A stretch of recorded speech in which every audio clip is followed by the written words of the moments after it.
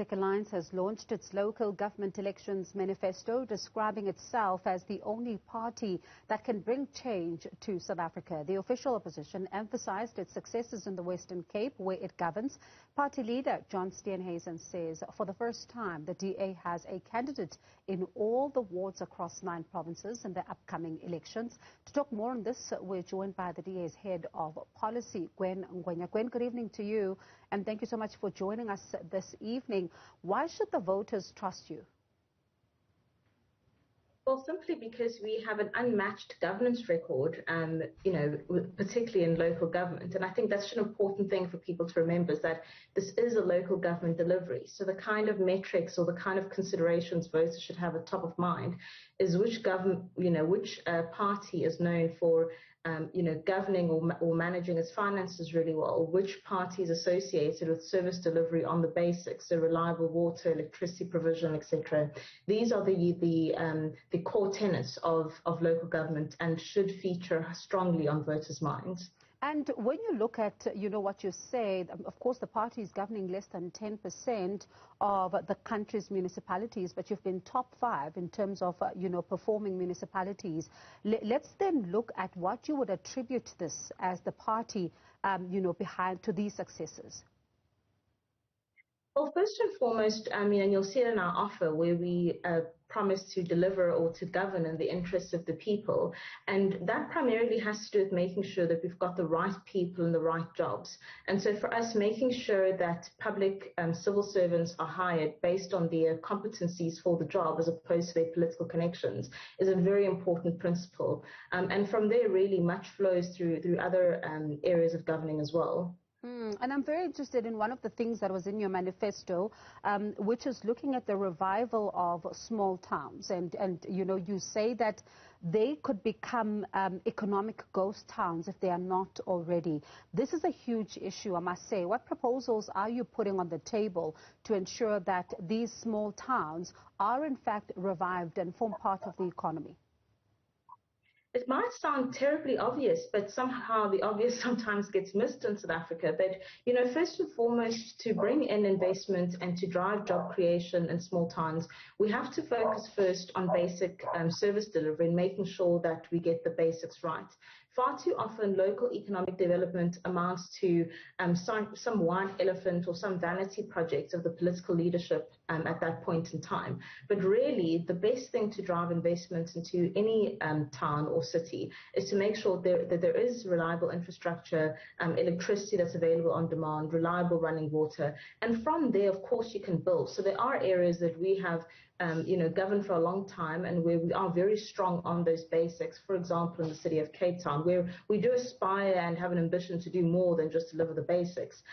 So there we're wanting to make sure that we're the best business destination in the whole of South Africa. But all of those things, I feel, have to build from a very strong foundation of getting the basics right. I'll come to the city of Cape Town in just a moment, but one of the things that I saw also in the manifesto is talking about a crucial issue of municipalities being able to collect revenue, being able to generate the income by collecting even, what they owed by the residents themselves. How are you proposing that this is done? Especially, let's look at an entity like Eskom that is finding itself being owed. Well, I think that point there that you're referring to in the manifesto, there's a point about saying that, residents often feel cheated when it comes to billing systems in the towns and cities that they live in. And they feel, for example, that they are billed or they have to pay interest when they are in default and they haven't paid their rates. However, when cities or towns get their billing wrong and they overcharge residents, they often don't earn any interest in that money that's being overcharged. And we're saying that that principle has to work both ways. I'm talking about, the fact that, John was talking about the fact that municipalities are not being able to collect revenue and they end up owing entities like Eskom, which we've seen with Soweto, for example, which has a huge debt that it owes towards Eskom. At the back of that, how would you say that you would deal with this issue of debt that is owed by Soweto to Eskom?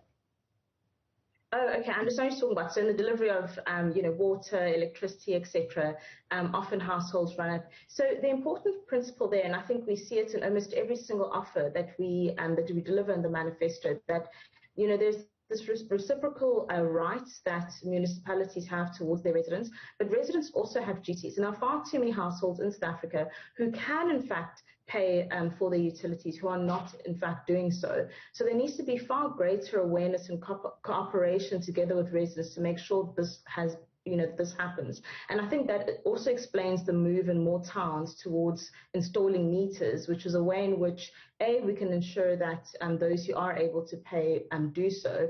And secondly, it also gives residents greater control over their own consumption as well. So those kind of solutions will have to be fought.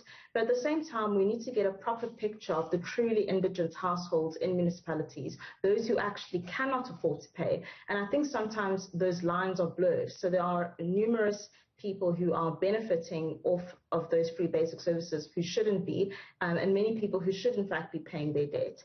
And we see that, it's not really a service delivery specific issue. We see that recently there's a lot of talk on SASSA grants that are being received by government officials who have a job and shouldn't be grant recipients. So this culture of taking really resources that are not due to you is something that is pervasive, and we have to clamp down on it. You were once as the DA in charge in the city of Johannesburg, Soweto still wasn't paying. So where do you think you failed then? Because Herman Mashaba was your candidate, he was mayor. Soweto still was not able to pay. And as you say, there were some of those that were still receiving, and benefiting from those indigent policies that they shouldn't be. So why should South Africans trust you, especially when you've governed and this issue still not resolved?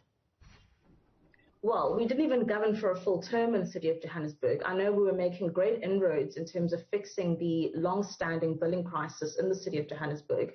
And if anything, these kind of issues reveal why it is so important to give a party that you would like to govern a majority, and why more and more people need to ensure that, that they don't split the opposition vote. If the unhappiness is with the previous governments that we've had, really the DA can deliver better when we are in a majority government. Of course, that's not to say we mustn't make coalitions work. And if I can touch quickly on that, I would say that we are prepared to go into coalitions where they are viable.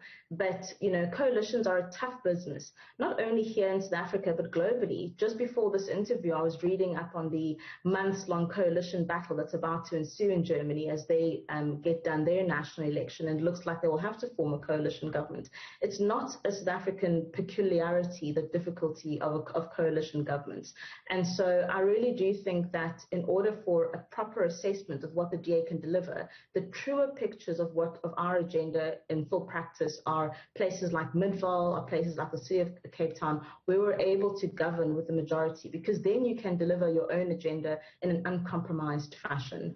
And it certainly will mean that those kind of issues resolve much quicker than they would in an arena of greater compromise. Be that as it may, we're looking at the recent performance in the by-elections. It shows a party in decline. You're looking at losing Eldorado Park, the Cape, Johannesburg, among others. You look at your performance in 2019, the declining number of voters that you lost to the FF+. You're going into this election, it appears as if you're going on the back foot. Have you reflected on the losses and the rejection by the voters in the by-elections, and what were those reflections looking like for your party? What did you then find after that process of introspection, if you did it? I'm not sure which polls you're looking at. We're certainly not at risk of losing the Cape. I'm looking at the by-elections where you lost, several wards. This is Eldorado Park. This is the Cape. This is Johannesburg. You also then look, you can't look at this in isolation. You have to look at what happened in 2019, where you lost the votes to the FF+.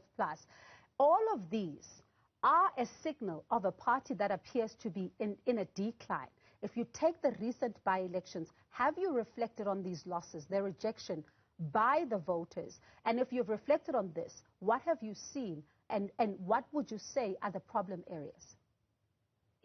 I'd say there's no other party that's reflected longer on a mere 1% loss. I mean, I think this is all very standard in politics. You look at the political performance of parties all around the world. You might go up by 6% one election, go down by 1% the next. I think this is a very normal electoral cycle trajectory. But it's not to say that if looking at just one election, which is by no means a trend. So yes, we went down in the 2019 national elections after, successive highs in previous local and national elections before that. But I think it's not long enough yet to say that there is a trend of decline when there hasn't been. By-elections come with all kind of peculiarities, especially when candidates who are very well known in that ward perhaps step down or move to a different party. So we are looking at these elections and even next ones before an established trend starts to emerge. But I will say that, the most compelling thing for voters has to be the governance track record of a political party. So obviously we do reflect on why does this not matter to voters? Why is it that it is so obvious that the DA governs better? And this is not my subjective opinion. You can look at Auditor General reports. You can look at the non-financial census of municipalities, a report that comes out of Stats SA, which shows that in the Western Cape, so the municipalities in the Western Cape, which are majority DA governed, they support indigenous households to a far greater degree than municipalities in other provinces. So whether you're looking at financial performance or delivery to poor South Africans, whether you're looking at sustainability rankings, recently Cape Town was rated a top city in the world, whichever kind of rankings you look after, ranking after ranking or award after award, these tend to go to DA governed municipalities. Midvaal, for example, is one of the top 20 performing municipalities in the country. It's the only one in the top 20 that's from Gauteng, and unsurprisingly it's governed by the DA. So these things should matter deeply to voters, but I understand what you're saying, is that for some reason there's a disconnect, because on the one hand, this is obviously what voters should desire. Voters want running water, electricity, and yet they are not necessarily in their masses going to vote for the party that will deliver that. But I guess that is our challenge, is to show voters why these are the most important things to look at when you are deciding who to vote for. So let's look at your track record. I mean, you say that the DA governs better. I'm interested in something you said earlier on today, during that virtual manifesto launch, where you said that sometimes when people go to Cape Town, they say it feels like going to another country. And the party leader, John Steenhuisen, saying that having successfully fought off day zero in Cape Town, DA government are using learnings from that episode to mitigate, the drought in Nelson Mandela Bay through measures such as fast leak repairs, flow restrictions, etc., etc.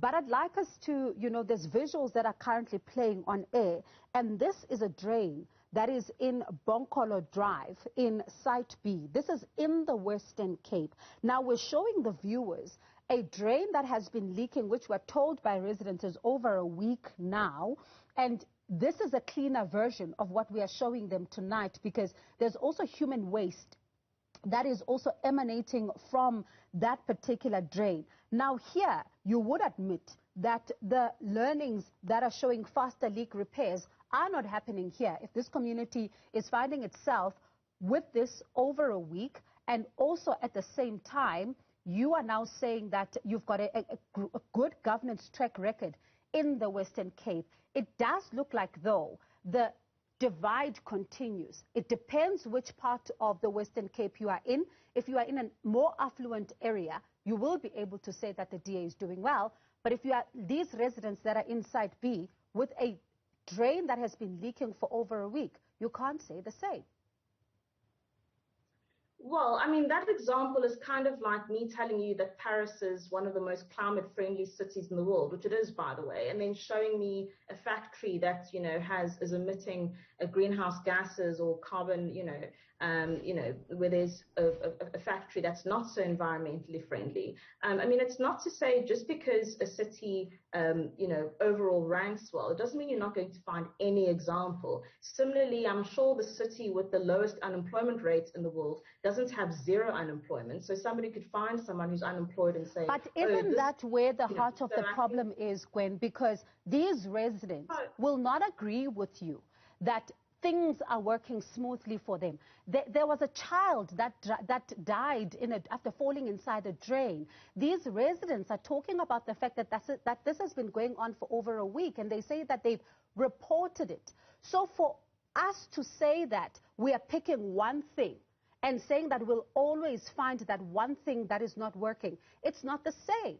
Because should it have been in a different municipality and it was run by a different political party, the DA would have latched onto that and say that this doesn't work and all of that. So what I'm trying to show you is that it depends on which part of the fence you're sitting on when it comes to the Western Cape and this good governance track record you're talking about.